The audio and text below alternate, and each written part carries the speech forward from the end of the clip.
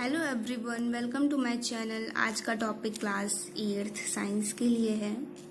Science की previous video में मैंने chapter non metal and metal start किया था और उसमें मैंने आपको बताया था कि मेटल और नॉन मेटल की प्रॉपर्टीज़ क्या है, कैसे पहचानते हैं, और उसमें मैंने फिजिकल प्रॉपर्टीज़ के कुछ प्रॉपर्टीज़ आप लोग को बताई थी, जैसे कि physical state, lustre and hardness. तो अब उसी को कंटिन्यू करते हुए मैं आप लोग को कुछ और फिजिकल प्रॉपर्टीज बताती हूँ। तो वीडियो को एंड तक देखें ताकि आप लोगों को ये पूरा टॉपिक समझ में आ जाए। तो नेक्स्ट हमारी फिजिकल प्रॉपर्टीज है डक्टिलिटी। डक्टिलिटी होता क्या है? सिंपल सा एक लाइन में है जिनको खींच कर तार में बदला जा सके, है ना। जिस मेटल को हम लोग खींच कर तार में बदल सकें, एक वायर में बदल सकें, उसी को हम लोग डक्टिलिटी कहते हैं। जैसे कि आपके अगर एग्जाम्पल में बात करें तो कॉपर वायर यूज़ किए जाते हैं, एल्युमिनियम हो गया आपका ये, और आपका आयरन हो गया, एक्सेट्रा। ये सब डक्टिलिटी यानी कि इनको हम लोग खींच के एक तार में कन्वर्ट कर सकते हैं। ये इनको कहते हैं डक्टाइल मेटल्स। ओके, जैसे कि अगर आप गोल्ड की बात करें, इसमें एक गोल्ड है तो इसका क्या है, सबसे ज़्यादा इसमें डक्टिलिटी पाई जाती है, क्योंकि आप जैसे कि देखते होंगे गोल्ड को ज्वेलरीज बनाने में यूज़ किया जाता है, तो उसको खींच कर हम लोग तार के फॉर्म में या किसी भी फॉर्म में, जितने फॉर्म में डिज़ाइन करनी होती है, हम लोग कन्वर्ट कर लेते हैं। तो इसकी डक्टिलिटी सबसे ज़्यादा होती है। तो अब बात करते हैं मेटल के अपवाद की, यानी कि एक्सेप्शन की। तो सोडियम और पोटेशियम आपके दो एक ऐसे मेटल हैं जिनकी डक्टिलिटी नहीं होती है। ओके, तो ये बात हो गई कुछ डक्टिलिटी की। तो अब ये तो हम बात कर रहे थे डक्टिलिटी में मेटल्स की, अब बात करते हैं नॉन मेटल की। नॉन मेटल क्या होता है? नॉन डक्टाइल होता है, यानी कि इनको खींच कर हम लोग तार में बदल नहीं सकते। ठीक है, नॉन डक्टाइल। तो अब हम लोग बात करते हैं अपने नेक्स्ट प्रॉपर्टी की, मेलिएबिलिटी। मेलिएबिलिटी को सिंपल सी लैंग्वेज में कह सकें कि जिनको बीट करके एक बहुत ही थिन शीट में कन्वर्ट किया जा सके, बहुत ही पतली शीट पे कन्वर्ट किया जा सके। जैसे कि अगर आप इसमें बात करेंगे गोल्ड की, है ना, तो गोल्ड एक ऐसा मेटल है जिसको हम लोग पीट के एक थिन शीट में कन्वर्ट कर सकते हैं। इसमें भी एग्जांपल्स की बात करें तो आपका आ जाता है एल्युमिनियम, और सिल्वर आ जाता है, आयरन आ जाता है। तो ये सब कुछ मेलिएबल मेटल्स कहे जाते हैं। तो ये तो हो गए मेटल की बात। अब इसी में हम बात करते हैं नॉन मेटल की।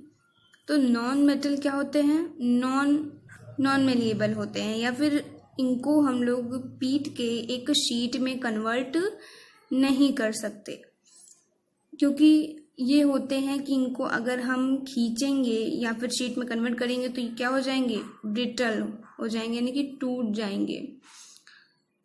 तो अब हम बात करते हैं अपने नेक्स्ट फिजिकल प्रॉपर्टी की, जिसका नाम है कंडक्टिविटी।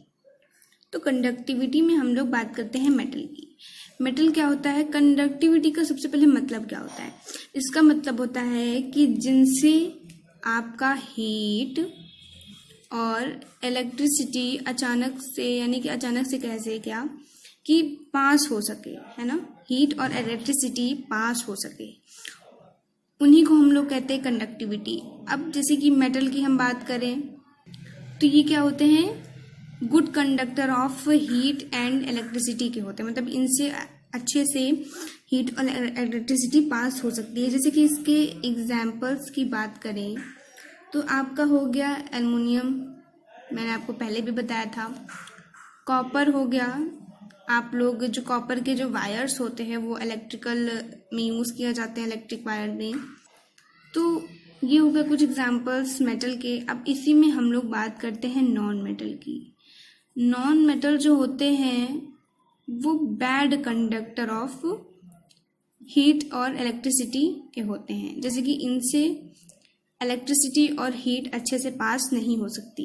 इसके अगर एग्जाम्पल, जैसे कि आपका रबर, आपका प्लास्टिक हो गया, या फिर एग्जाम्पल्स में जैसे कि आप लोग अपने घर में देते होंगे कुकर में मेटल का होता है, या फिर किसी भी चीज़ का कुकर होता है, आप उसका हैंडल देखते होंगे कि वो मेटल होता है, तो उससे इलेक्ट्रिसिटी पास हो जाती है। लेकिन उसके ऊपर एक प्लास्टिक का हैंडल लगाया जाता है, इसलिए लगाया जाता है ताकि उससे जब हम लोग पकड़ें तो हम लोग को गर्मी ना लगे, मतलब जले ना हम लोग। तो आई होप आप लोगों को समझ में आ गया होगा एग्जाम्पल के थ्रू। तो अब हम लोग बात करते हैं नेक्स्ट फिजिकल क्वालिटी की, सोनोरिटी। सोनोरिटी का मतलब मैं आपको बताती हूँ कि वे मेटल्स जिनको हम लोग स्ट्रक कर कर, है ना, स्ट्रक कर कर करें तो उनसे एक प्लीजेंट साउंड निकले, ठीक है, यानी कि जो सुनने में अच्छा लगे। ऐसे मेटल्स जिनको स्ट्रक कर कर एक आवाज़ निकले अच्छी सी, उसी को कहते हैं सोनोरिटी।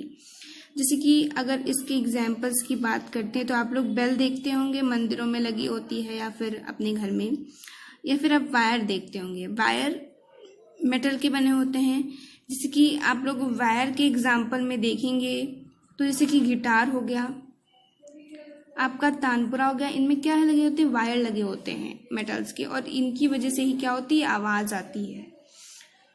अगर सोनोरिटी में हम नॉन मेटल की बात करें तो ये नॉन सोनोरस होते हैं, नॉन सोनोरस होते हैं।